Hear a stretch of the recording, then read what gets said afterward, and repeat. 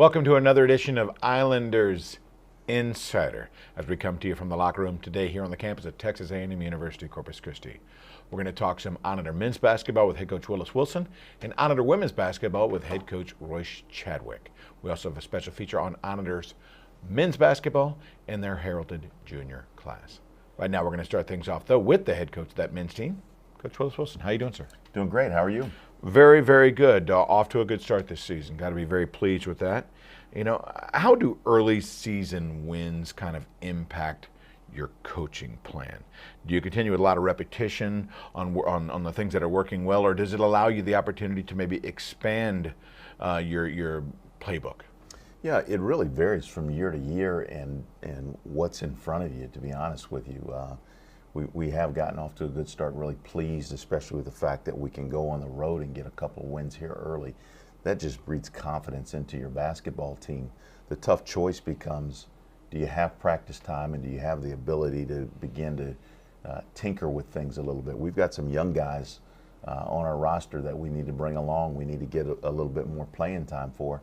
The tough part is, it's hard to get playing time when you're playing some back-to-back games. Sure. You need to rest some of those guys that are logging a lot of minutes, even here in the early going. Those guys need to be rested and be ready, and so you end up kind of juggling how you're gonna play out practice from day to day.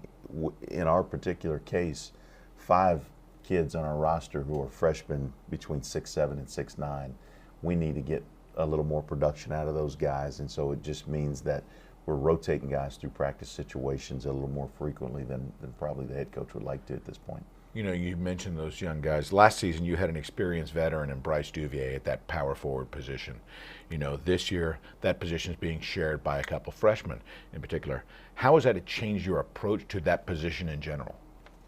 Well, I think the good news is we have a lot of really good players around that position. Elijah Schmidt's done a nice job, and a little surprisingly, he's picked up foul trouble in every contest so far this year, and that's made it a little difficult just for us to establish a rotation.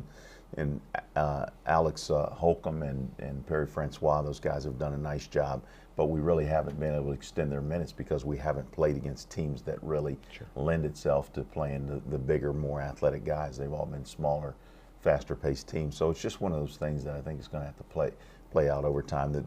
The thing about experience is it takes time to develop. To get experience, absolutely. Yeah.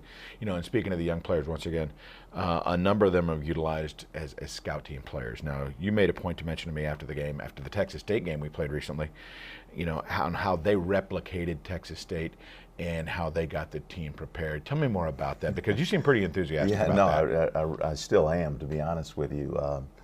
For a group of guys that struggle at times to learn our offense, to learn a complicated system like Texas State's just over a couple days period, and then go out and execute it in practice at a high level, high pace, high intensity.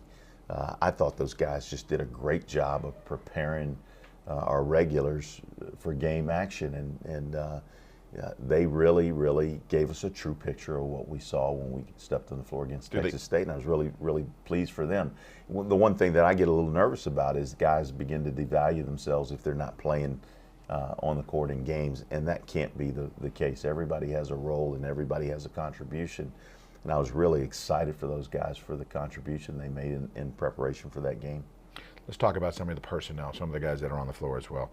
UTRGV junior Joe Kilgore popped 31 points, became only the 7th Islander in school history to achieve 31 points or more in a contest.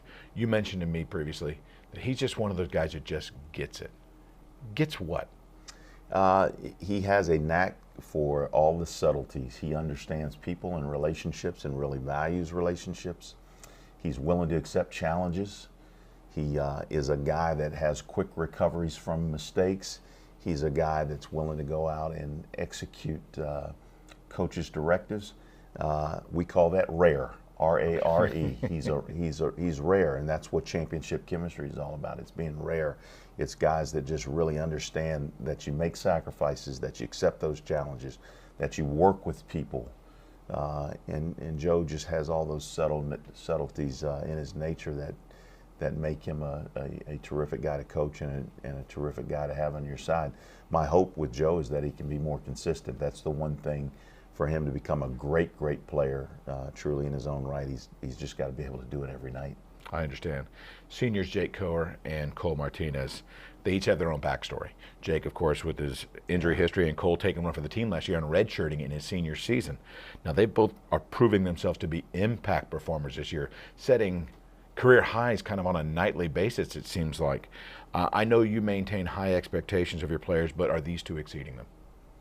I don't know if they're exceeding them, but they're when we talk about things and we try to measure things, they are getting the job done. They're making A's in Coach Wilson's class, that's for sure.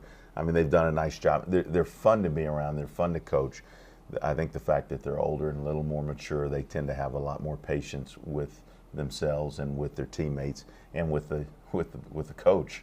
And in all honesty, I think that's important. You have to have guys that just really understand that coaches are human beings. We have our ups and downs, and we go through things just like players do. And I think young players tend to forget. It tends to be more about them, where these guys, they've been able to really recognize the importance of the whole body, the whole community on our basketball team. Coach, continued success. Thank you. Willis Wilson joining us here in the locker room. Right now we're going to send it out to Shelby Hodges, as she's got a special Islanders volleyball update.